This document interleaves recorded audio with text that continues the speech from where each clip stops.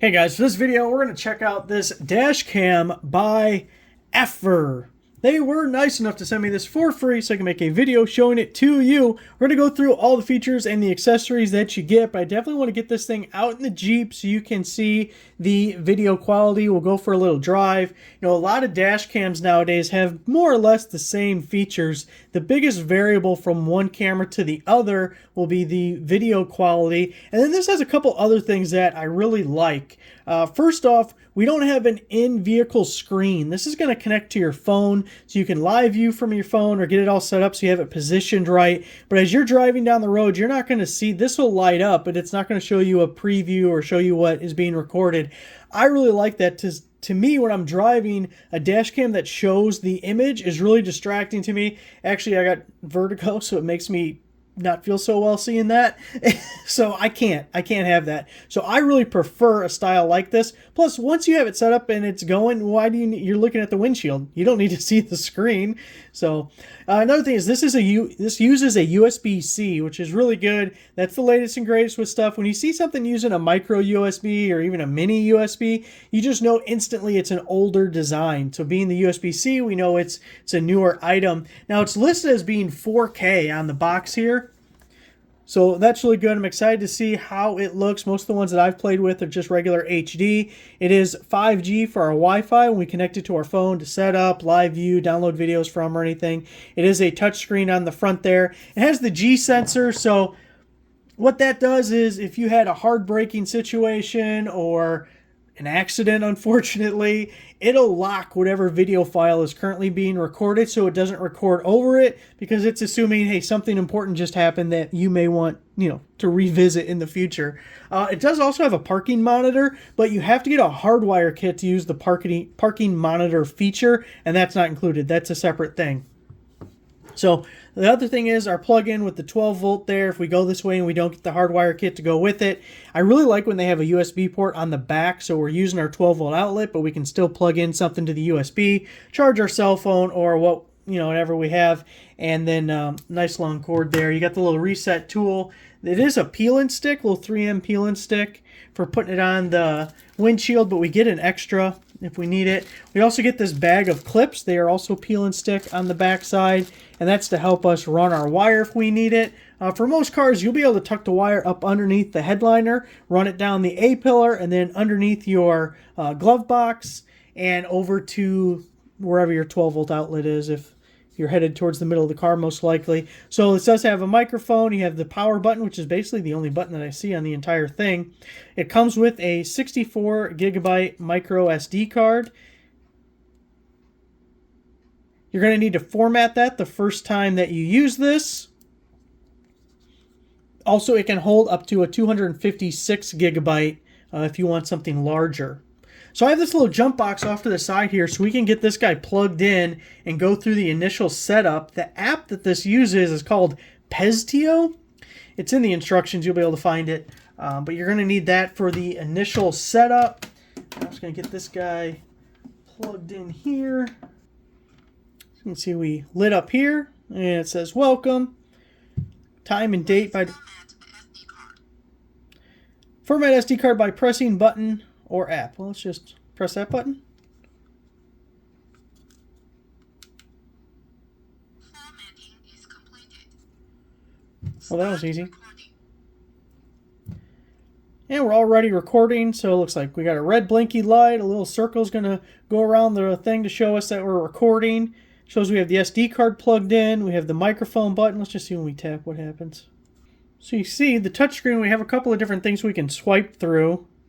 Choose between 2.4 and 5 gigahertz Wi-Fi, screensaver, volume, microphone on and off, G sensor. Whoops, didn't mean to do that. And that must be the end of the menu that you can do right from the device itself. And we can even just do time. That might be my favorite one. We got the red blinky light knowing it's recording, and then we just got time, and that's all we need. Have the Peztio app all pulled up. It was super simple. Once you start the app, all you have to do is press the plus sign up in the upper right corner. You connect to the Wi-Fi that's named this thing right here. The instructions have you know, what you need to put in, and then it connects and you're ready to go. And you can see as I just kind of walk this around, like we're looking at me, looking at you, looking at me, looking at you. So down here we have a record button and a screen, a picture button. We can look at the camera files and the settings. You can turn the microphone on and off. To me, the biggest thing here is just positioning the camera so you have it just where you like it. But we can turn on and off the recording, sound recording, the speaker volume, our video resolution. It's set at 4K by default, which is what we want. We can make it lesser quality, I guess. You get smaller file sizes and fit more on an SD card. Our loop recording duration is set at 1 minute. I like to make it as long as I can, so we're going to make it 5. Yeah, the anti-flicker we probably don't need to deal with. Timestamps, I prefer to have them off. Might be better for the video to have them on. We're going to turn them off. We can adjust our G sensor, the screen off time. We're going to leave it off because I kind of like the clock there. I don't think the clock would be annoying or a problem or anything. Start recording. So that's it. We're ready to go install it, go for a drive, and see what we think of the quality of this guy. All installed and ready to go. So you got the cable going down there, through there, all the way down over here till we get to right there. We're going to go for a little drive, check out the quality of the camera. Now, one thing, this is the third dash cam I've tested with this truck, and typically the microphones on these dash cams do not play well with my exhaust. It's basically a straight pipe coming off the engine, so be prepared for that, and that is not just this one. Although this one may perform better than the others, we're going to find out in a second. I haven't tested it beforehand. So it's cold, a little bit of a high idle, but this is how loud it is just idling. Definitely louder as you're driving down the road. We'll see how the dash cam reacts, but be aware of that, and you probably won't have the same issue that I have. Going for a ride right now. Here we are on our little test drive, and a couple of things I wanted to point out as you're watching the video. First off, I'm obviously just doing a voiceover here. This isn't the microphone from the dash cam itself, but I do have the audio in the background from the dash cam playing as well, and you can see it's just a slight hum in the background.